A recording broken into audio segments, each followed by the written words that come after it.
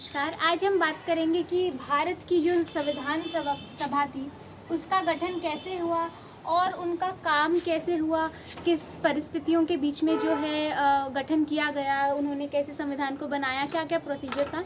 तो ये जैसा कि आप जानते हैं क्लास 9 के चैप्टर 2 के संविधान निर्माण का जो चैप्टर है उसका 2.3 का सेकंड टॉपिक ये है। तो जुलाई 1946 के अंदर संविधान सभा के लिए चुनाव हुए थे, ठीक है। और एक सभा बनाई गई जिसके अंदर 299 सदस्य थे और पहली बैठक जो है दिसंबर 1946 में हुई। उसके तुरंत बाद जो है मतलब थोड़े समय बाद विभाजन हो गया और सभा भी ऑब्वियसली दो अलग अलग उनके अंदर बंट गई, ठीक है। तो 1946 ये हुआ था और पहली बैठक जो है दिसंबर 1946 को हुई और उसके बाद जो है विभाजन हो गया था। फिर अच्छा, अब हमारे पास कितने मेंबर्स, मतलब स्टार्टिंग में इतने नहीं थे। यहाँ पर हमारे जो मेंबर्स थे, जितने मेंबर्स ने इंडिया का कॉन्स्टिट्यूशन फॉर्म किया, वो 299 मेंबर्स हमारे इसमें थे, ठीक है।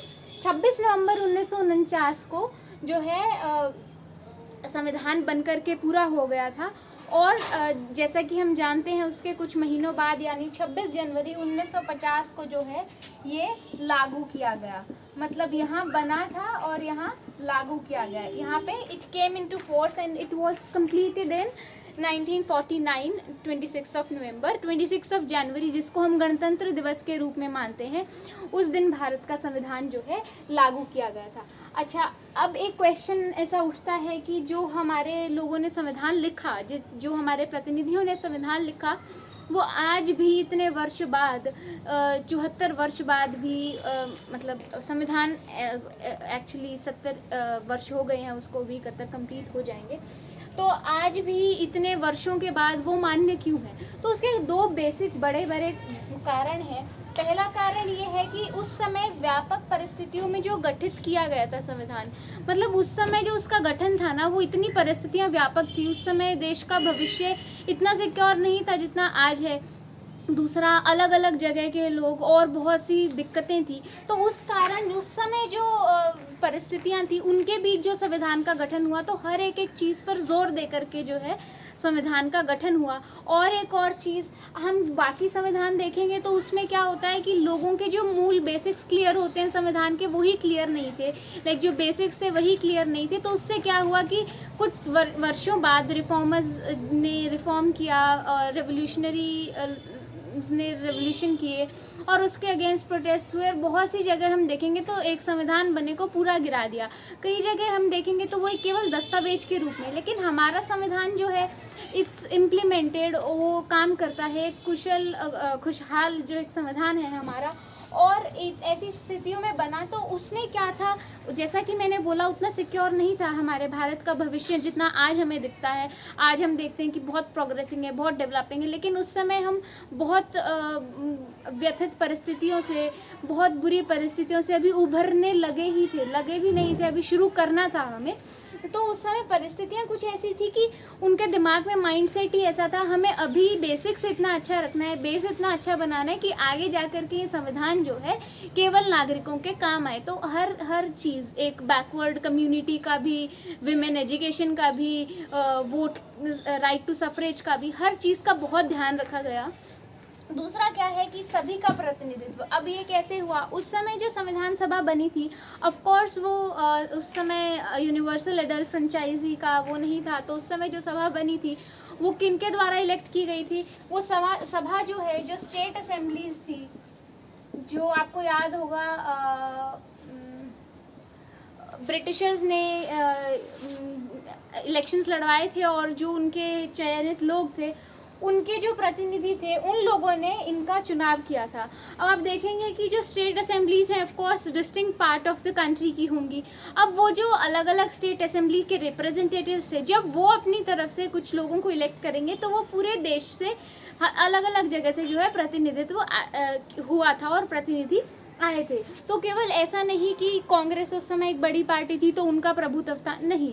उस समय कांग्रेस के अंदर कांग्रेस पार्टी के ही लोग कुछ जो हैं बाकी लोगों से असहमत थे।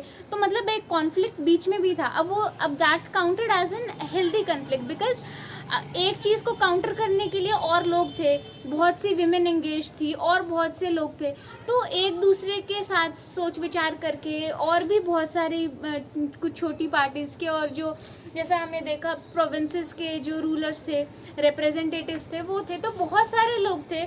उससे क्या हुआ कि पूरे देश का जो है प्रतिनिधित्व हुआ, अपनी अपनी जगह की जिन जिन को जो प्रॉब्लम्स लगी उनको आगे रखा गया, कि कुछ रिजर्वेशंस दी गई, और कि जो बैकवर्ड क्लासेस हैं, एक यूनिवर्सल एडल्ट फ्रेंचाइजी जो सार्वभौमिक बेसिक अधिकार है उसको इंट्रोड्यूस करवाया गया, और बहुत सी चीज़ें हैं जो की गई। लेकिन ये क्यों हुआ? क्योंकि उनके दिमाग में क्लियर था कि हमें ये चीज़ें तो चाहिए, जिसकी वजह से आज भी वो मान्य हैं एंड आज भी वो इम्प्लीमेंट किया जाता है। और जैसा इसमें मैं ये मेंशन करना भूल गई कि आज तक कोई बहुत बड़ी पार्टी ने ऐसा इसके अगेंस्ट जो है प्रोटेस्ट नहीं किया है। That is itself an big achievement. हाँ, ऐसा नहीं है कि क्वेश्चन गवर्नमेंट को क्वेश्चन करना चाहिए, ऑफ कोर्स कॉन्स्टिट्यूशन में भी बहुत सारी अमेंडमेंट्स हुई हैं आज तक, लेकिन वो छोटी छोटी, ऐसा नहीं कि पूरे कॉन्स्टिट्यूशन को ही गिरा दिया। हमारा constitution is a well formed constitution which still is in force because of the way it was constructed and form. तो जो भी बहुत सारे ये बहुत अलग अलग प्रतिनिधित्व थे अलग अलग जगहों से, तो जो पर्सपेक्टिव्स हैं वो बहुत डिफरेंट थे। तो आपस के अंदर मतलब ऐसा नहीं था कि एक ही चीज़ पे फोकस किया गया। जब अलग अलग पर्सपेक्टिव्स आए, अलग अलग ओपिनियंस आए, तो उसके बेसिस पे कॉन्स्टिट्यूशन जो है हमारा बनाया गया। ठीक है, अब एक प्रारूप कमेटी बनी थी जिसके जो हेड थे वो डॉक्टर B.R. अम्बेडकर जी थे,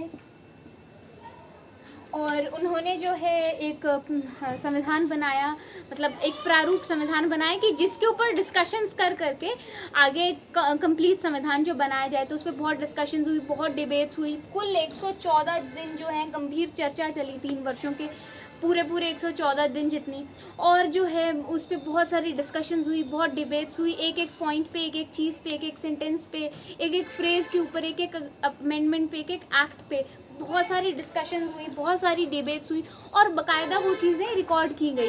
तो 12 कैसेट्स हैं जिनको नाम दिया गया है, और उनको सुनकर के हम जान सकते हैं कि कॉन्स्टिट्यूशन की हर एक एक्ट के पीछे क्या जो है कारण रहा होगा, उस समय क्या उनकी माइंडसेट्स रहे होंगे, तो उनको सुन करके हम इस चीज़ का पता लगा सकते हैं। तो हर एक चीज़ रिकॉर्ड हुई थी। तो ये हम देख सकते हैं कि संविधान सभा क्या थी, कब फॉर्म हुई, कब कितने लोग थे, किन्होंने चयन किया, कैसे बनी, और आज भी क्यों इम्प्लाई किया जाता है। तो to sum it all up, हम ये वीडियो आप लोगों ने देखी, और आई होप ये टॉपिक आपको क्लियर हो गया होगा। नेक्स्ट टॉपिक में हम 2.4 जो इस चैप्टर का है उसके बारे में बात करेंगे। और